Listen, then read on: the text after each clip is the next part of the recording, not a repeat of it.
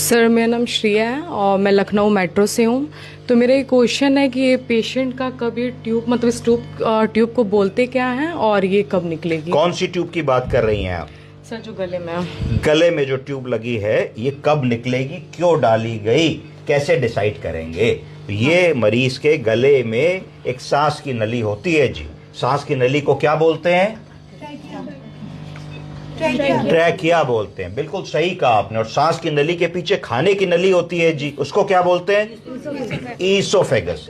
तो ट्रैकिया में सांस लेने का सिस्टम होता है कि जब हमने नाक से और मुंह से सांस ली तो ट्रैकिया एक पाइप है, उस पाइप के थ्रू वो सांस हवा गई और लंग्स में गई। लंग्स में जाकर के और ट्रैकिया दाएं और बाएं ब्रोंकस में डिवाइड होती है, लेफ्ट और साइड में लंग में चली जाती है।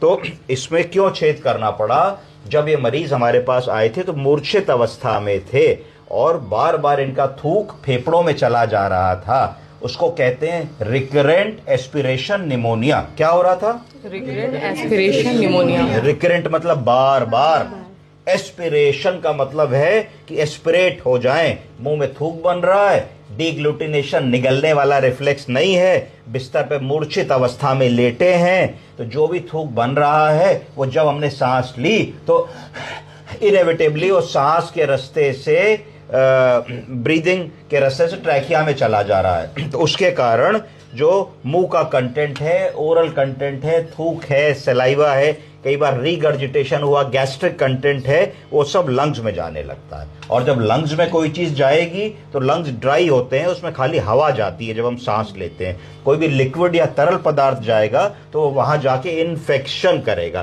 तो उसको कहा जाएगा रिकरेंट एस्पिरेशन निमोनिया। 3 शब्द इंपॉर्टेंट। रिकरेंट मतलब बार बार हो रहा है, हो सकता है मरीज लेटा हो 15 दिन से बिस्तर पे, दिन में 6 बार, 8 बार, 10 बार हो रहा हो। Aspiration pneumonia.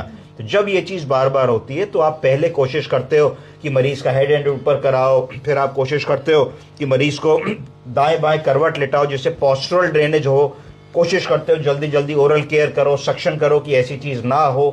ये सारी कोशिश करते हो कि नाक की नली से खाना दिया है तो खाने की मात्रा कम करो जिससे रिगर्जिटेट या एस्पिरेट ना हो। ये सारे काम करते हो। जब आपको ऐसा लगता है कि ये सब करने के बाद भी दिक्कत आ रही है और मरीज की जो मूर्छा है या जो अनकॉन्शियसनेस है वो भी सेटल नहीं हो रही है, इसमें काफ़ी टाइम लगना है, तब आप एक निर्णय लेते हो कि हम गले से मरीज को एक सीटी डाल देते हैं।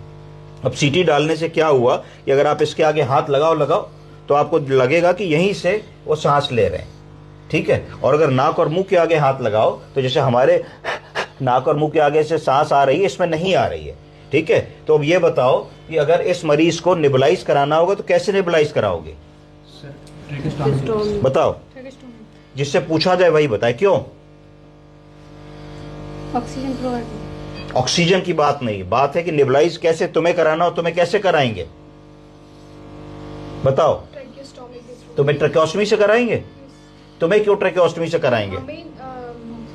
ऑक्सीजन जो मास्क होता है उसके थ्रू कराएंगे। इनको? और इनको ट्रैकेओस्टमी के थ्रू क्यों? क्योंकि ये जो इनका जो सांस लेने का वे है इनका यही से। करेक्ट, बिल्कुल सही आपने बताया। तो इनमें ये रास्ता काट दिया है, डिस्कनेक्ट कर दिया है, यहाँ छेद कर दिया है। ट्रैकिया सांस का रास्ता, उसमें छेद बना दिया, छेद को कह दिया ऑस्टोम। ट्रैकिया प्लस ऑस्टोम को जोड़ दिया तो नया शब्द बना ट्रैकेओस्टमी। ट्रैकेओस्टमी, ट्रैकेओस्टमी के अंदर क्या छेद हमने ट्यूब डाली, उसका नाम हुआ ट्रैकेओस्टमी ट्यूब। ट्रैकेओस्टमी ट्यूब। तो टीटी ट्यूब, टीटी ट्यूब क्या नंबर की पड़ती है एडल्ट में? महिलाओं में 7, 7.5, पुरुषों में 7.5, 8 और 8.5। इनमें से किसी भी नंबर की ट्यूब जो उचित होगी वो आपके डॉक्टर साहब बताएंगे, वो आपको डालनी होगी। इस ट्यूब को अगर डाला तो क्या जिम्मेदारी बन गई? इस ट्यूब को डाला तो ये जिम्मेदारी बन गई कि अगर मरीज बिस्तर पे लेटा है और उसका कंबल यहां तक आपने उड़ा दिया तो उसका दम घुट जाएगा, सांस नहीं ले पाएगा। तो ये ट्यूब कभी भी कपड़े से नहीं ढकनी चाहिए। अगर ये ट्यूब लगी है तो एक मॉइस्ट कपड़ा ऐसे करके लगाना चाहिए जिससे कि जो भी हवा जा रही है वो गर्म हवा और मॉइस्ट हवा जाए, मरीज को ह्यूमिडिफाइड हवा जाए, क्योंकि अगर सूखी हवा जाएगी तो सूखी हवा लंग को डैमेज करेगी, उसके साथ इन्फेक्शन भी जा सकता है और ड्राई एयर से लंग टिश्यू गड़बड़ भी हो सकता है।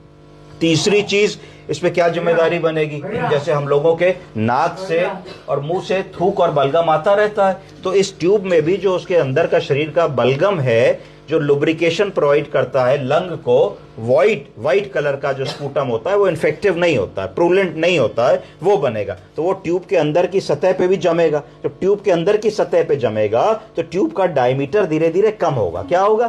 कम होगा, है ना। जैसे हमारे हार्ट की नस के अंदर कोलेस्ट्रॉल जमता है तो नस पतली होती चली जाती है, तो इस ट्यूब का भी डायमीटर पतला होता चला जाएगा। तो अगर तुम ध्यान नहीं दोगे तो क्या होगा, रात बेरात मरीज को एकदम से खांसी आएगी, खांसी में कफ का टुकड़ा निकलने की कोशिश करेगा, पर ट्यूब का डायमीटर क्योंकि पतला हो गया है तो उसमें फंस जाएगा। जब फंस जाएगा कफ का टुकड़ा तो क्या होगा, मरीज सांस नहीं ले पाएगा और एकदम इमरजेंसी आ जाएगी, जिसके लिए तुमको मिनट 2 मिनट का भी टाइम नहीं मिलेगा। फिर क्या करोगे?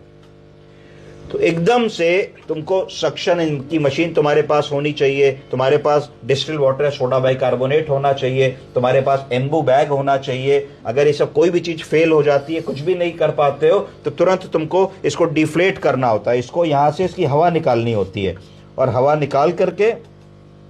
निकाल करके यहां से इसकी हवा निकाल करके हम लोग को कैंची से इस पट्टी को काट के ट्यूब को निकाल देना होता है। तो जैसे ही तुम ट्यूब को निकाल दोगे तो जो ट्रैकिया में छेद बना है ट्रैकियोस्टोम, वो फ्री हो जाएगा, क्योंकि जो ऑब्स्ट्रक्शन था, रुकावट था, वो निकल जाएगा। अगर मान लो कोई आपके मुंह और नाक को ऐसे करके दबा दे तो आपको सफोकेशन होगा। तो कैसे बचा जा सकता है कि सफोकेशन हटा लिया जाए, हाथ हटा लें, आप ठीक हो जाओगे, सांस लेने लगोगे। तो उसी तरीके से अगर इस ट्यूब में कुछ फंस जाएगा तो सफोकेशन होने लगेगा। तो सफोकेशन का एक तरीका है कि ट्यूब खोल दे, पर अगर आनन फानन में सक्शन नहीं है, डिस्टिल वाटर नहीं है, नहीं खुल पा रही, कई बार होता है कि इतना कड़ा वो जम जाता है कि आप अपना सक्शन कैथेटर डालोगे, वो हिट करेगा, आपको पता लगेगा कुछ रेजिस्टेंस हो रही है, जी अंदर नहीं जा रहा, डॉक्टर साहब क्या करें? या आपको आंख से दिख तो नहीं रहा, कहां अंदर जा रहे हो, पता लगा उसमें छोटा सा छेद बना है और आपका कैथेटर बगल में जाके वो बलगम से हिट हो रहा है, उस छेद में घुस ही नहीं पा रहे हो, तो भी अंदर नहीं जाएगा वो। तो इस वजह से दोनों विकल्प होने चाहिए कि अगर हम क्लॉथ को डिसलॉज कर सके एम्बू बैग से, डिस्टिल वाटर से, सोडा बाइकार्बोनेट से। एम्बू बैग जब लगाओगे तो प्रेशर होगा, सोडा बाइकार्ब या वो डिस्टिल वाटर डालोगे तो बलगम लूज पड़ेगा, तो लूज पड़ेगा तो म्यूकोलिसिस होगी, म्यूकोलिसिस होगी तो लूज होके आसानी से खींच लोगे। नहीं कर पाने पे इसको हवा निकालोगे, हवा निकाल के इसको निकाल दोगे। जैसे ही निकालोगे तो छेद खुल जाएगा, आदमी यहां से सांस लेने लगेगा, ऑक्सीजन लगा दोगे, कॉल फॉर हेल्प करोगे। ये एक ऐसी चीज है जो हर नर्सिंग अफसर को आनी चाहिए। अगर आपको नहीं आएगी तो जितनी देर में आपका डॉक्टर आएगा या कोई और व्यक्ति आएगा, उतनी देर में मरीज बिगड़ जाएगा और आप कुछ कर नहीं पाओगे। आप समझे कि ये ट्यूब क्यों है। अब अगला प्रश्न आया कि ट्यूब निकलेगी कैसे। तो ये मरीज ने पिछले 3-4 दिनों में बहुत इंप्रूवमेंट दिखाया।